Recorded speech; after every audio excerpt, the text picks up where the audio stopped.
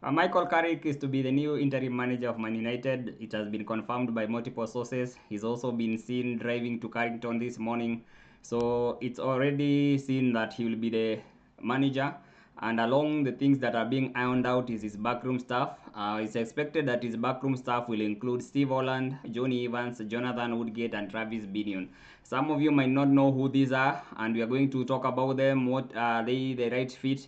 And you think what you need is this time of the period. There are 17 games, but you still need experienced coaches who are able to do the job. So let's get into it and see what to expect. According to Michael Carrick, most of you know him. He was a player who played as a defensive midfielder or a central midfielder. Some of them you might not know much about him, but he had a senior club career where he played for West Ham, Tottenham, and Man United, and he had 34 international caps for England. At the time, the England squad was much stacked, and he didn't have as much international caps as he could have, but he was still a talented player who performed brilliantly every time he had an international cap. He also played on loan at play clubs like Swindon Town, but most of his career was in these clubs. In terms of the accolades, he won 5 Premier League titles, a UEFA Champions League title in 2008, an FA Cup in 2016, an Carabao Cups or EFL Cups in 2010 and 2017, the FIFA Club World Cup in 2008, and he was in the PFA Team of the Year in 2012-2013. Along this, I think he also won the 2017 Europa League final. He was with Mourinho at the time, so he's still included in that.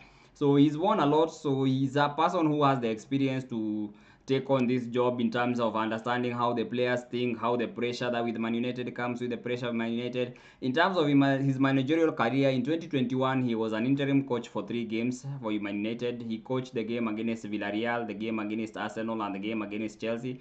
He had a 67% win ratio because he won 2 games and drew one. He drew the game with Chelsea 1-1. He beat Villarreal 2-0. He also beat Arsenal 3-2. So technically at that time, it was one of those questions where we'd ask, would he have been given more time? Because Raf Nagnik didn't take to the players. He had a first good game, and then from there on it went downwards. He also went on to become the Middlesbrough manager from 2022-2025. He had a good time there, except for his last 6 games that were not that good. But for the rest of the 3 seasons, he was a good manager, and he has had that managerial experience that will serve him well as he's going to be the interim manager for the 17 games. One of the key members of his backroom staff will be Steve Holland. Steve Holland is 55 years old, which I think is a wise decision to get somebody with experience, somebody who will be able to help him, especially when you hit rough patches. You also need a very experienced ear, somebody who will have a different opinion, who's probably been through different situations and will be able to help. Steve Holland was part of the Chelsea coaching staff from 2009 to 2017. Within that time, he coached under very many managers. First, he was a reserve team manager, and then as a first team manager, he served under very legendary managers like Jose Mourinho and Antonio Conte, and was part of the team that won the first UCL for Chelsea under Roberto Di Matteo. Those of you who are watching football back then will remember Roberto Di Matteo had a 6 month stint in which he won the Champions League. Uh, Steve Holland was part of that team. He also was a Premier League reserve winner in 2011, Premier League winner with Chelsea 2014, 2015, and 2016, 2017, a UCL winner in 2012, a Europa League winner in 2013, an FA Cup winner in 2012, League Cup winner in 2015. So his international coaching, he served as Southgate's assistant from 2016 to 2024. This is one of England's most successful period in the last decades, because within that time England got to the semi-final of the World Cup and got to 2 finals of the Euros in against Spain, and I think against Italy. And in those all those occasions, England performed very well. Southgate was the manager, but the person who was in charge of the coaching, just like he'll be in charge of the coaching at Man United, was Steve Holland. Other parts of the backroom staff will be Jonathan Woodgate. The club career, Jonathan Woodgate was a talented central defender. He played for Leeds United, where he won the FA Youth Cup. He was part of a very good talented squad that included Alan Smith. If you remember really well, Alan Smith came to Man United and played, also won the Champions League in 2008. I remember him fondly as part of the team that beat AS Roma 7-1. He scored one of the goals in that game. He also played for Newcastle United and Real Madrid. Unfortunately, his career was hampered by injuries. In fact, the first full season in Real Madrid, he didn't get to play. He also, the next debut he had, it was an unfortunate debut. He scored an own goal and got two bookable offenses to get a red card. But overall, he was a good player because to have come from Leeds United and be bought by Real Madrid, you see, from Newcastle to Real Madrid, you see he was a player who was very good and he really attracted big clubs. He also finished his career in his boyhood club Middlesbrough. Went from Middlesbrough to Tottenham Hotspur, sorry, where he won the League Cup, scoring the winning goal. This is the last title Tottenham had won before they won the recent Europa League final in against Man United last year. So they had won their last title in 2008, waited for 17 years.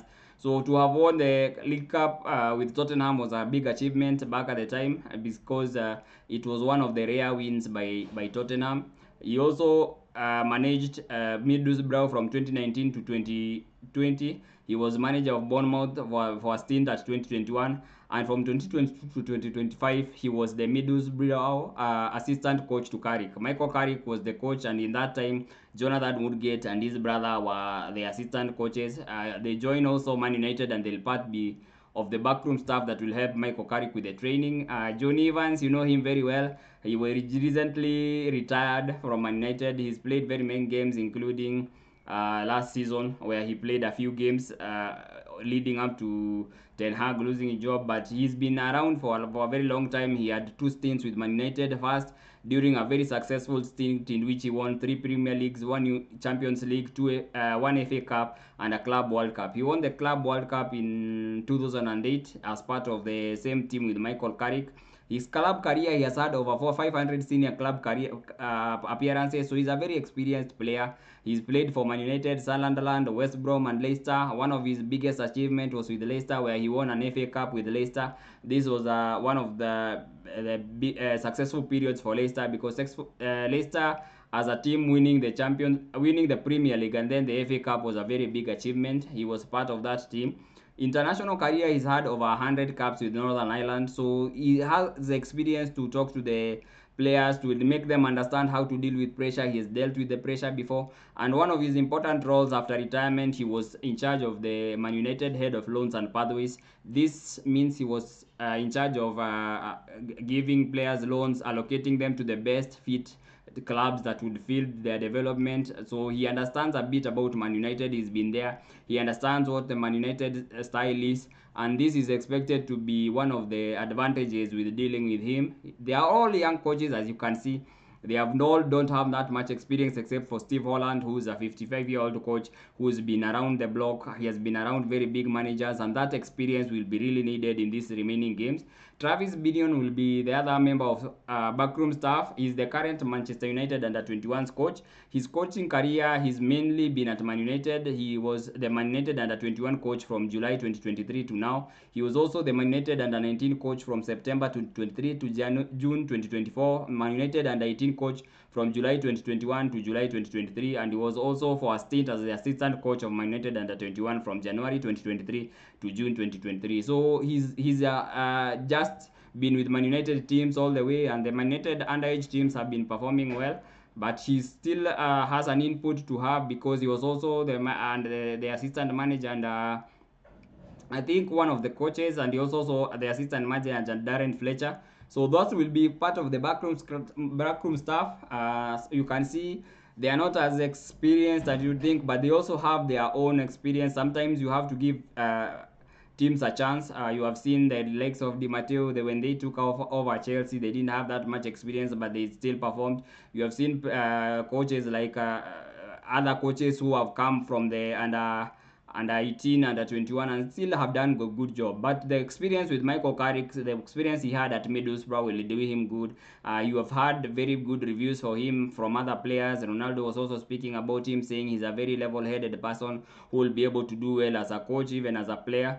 You have had other coaches like Mourinho saying Carrick will be one of the best coaches because he's good at that part of the game. So he needs all the experience that is garnered from all these other coaches when he's dealing with them, and from his experience at Middlesbrough. And hopefully, with the likes of Steve Holland by his side, then he'll be able to have a cool head that will be able to guide him well. I was really worried when Jonathan Woodgate was the only person touted to be his backroom staff, because I think you'd need a lot of experience, and a player that a coach like Steve Holland has that experience in terms of coaching. So if you can have good coaching, then he can be able to manage, especially in games when choosing the players, choosing the tactics, the motivation, trying to motivate them. You know, even Sir Alex Ferguson, one of the greatest coaches, he never really did his coaching. He let experienced heads do coaching, such like Carlos Queiroz, and they were there in charge of the coaching. What he was really doing was the man management, trying to manage the game, trying to motivate them, trying to put the right players in the right positions. So this is what Carrick will mainly do this time. And Aole, he was really doing the coaching stuff, and he's still a hands-on coach, will be there in the training and be able to oversee training and see how the players are training, so that he can be able to decide his match day lineup very well. So let's see what will come out of this. He is in Carrington today. He's taking part in the other discussions with his backroom staff. He'll be able to take over the training from tomorrow, Wednesday, Thursday, Friday, and then we play Man City on Saturday. So this team, it will be a short turnaround, but he can start training them, and within the next games that are coming up, he just needs to win enough to get this team into the Champions League position. So talk about this, comment.